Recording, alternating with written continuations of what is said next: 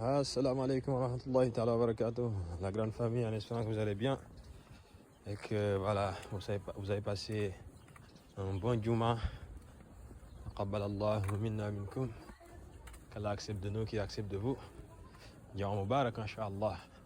J'espère que on a beaucoup prié sur le prophète sallallahu alayhi wa sallam. Allahumma salli ala Muhammad wa ala ali Muhammad kama sallaita ala Ibrahim wa ala ali Ibrahim innaka hamidun majid. Allahumma barik ala Muhammad wa ala ali Muhammad kama barakta ala Ibrahim wa ala ali Ibrahim innaka hamidun majid. Comme c'est fortement recommandé. Donc Inch'Allah Rabbi, aujourd'hui on va se lancer un autre défi, comme on dit. Et le défi sera d'essayer de parler d'Allah à au moins 4 personnes. Bah, comme à nos habitudes, avant de continuer, on va faire une petite page de publicité. Subhanallah. Chers frères et sœurs, regardez-moi ça. Des oiseaux. Voilà, c'est Allah subhanahu wa ta'ala qui a créé tout ça.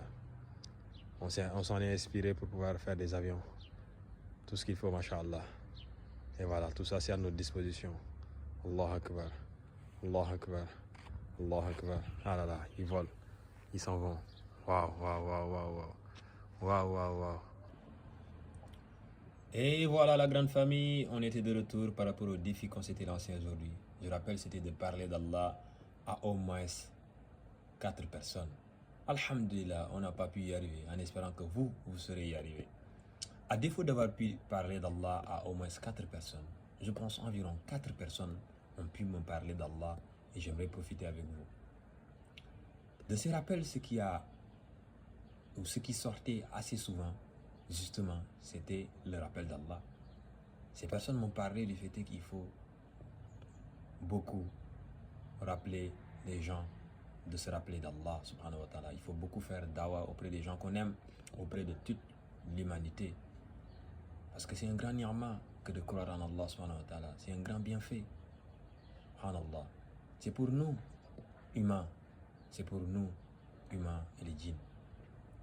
Vous savez, on est assez intelligent, assez informé pour savoir aujourd'hui que notre planète Terre, nous dedans, ça ne représente rien dans l'immensité de l'univers.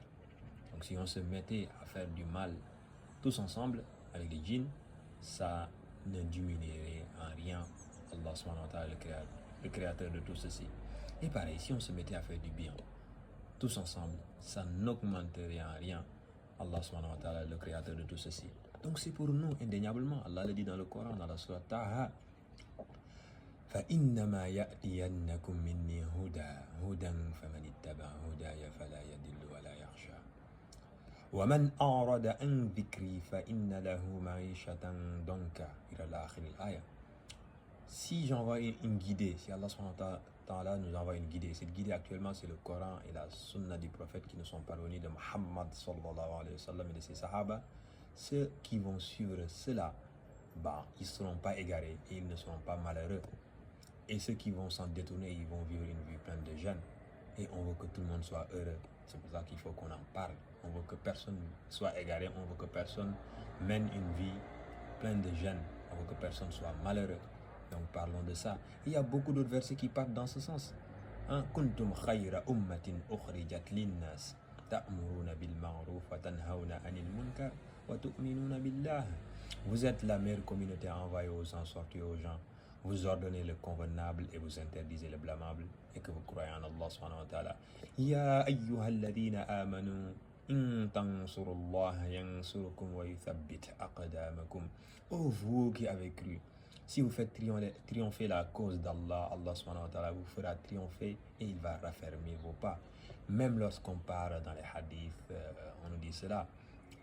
Dans un hadith raconté par Abu Huraira radiallahu anhu et rapporté par Muslim rahimahullah, Allah lui fasse miséricorde, il est dit Inna Allah amara al-mu'minin bima amara bihi al-mursalin. Dans le hadith, Allah a ordonné aux croyants ce qu'il a ordonné aux messagers. Et nous savons nous tous que les messagers, d'où leur nom, ils transmettaient un message. Et Muhammad sallallahu alayhi wa sallam, le dernier des messagers, n'est plus de ce monde.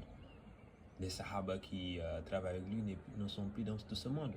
Voilà. Ils nous ont légué tout ceci, il faut qu'on en parle pour que le travail continue. Naam, qu'Allah nous facilite par rapport à tout ceci et qu'il vous récompense, qu'il nous récompense tous et toutes autant que nous sommes à travailler pour lui de par sa grâce. Subhanakallahumma bihamdika ashhadu an la ilaha illa ant astaghfiruka wa atubu ilayk.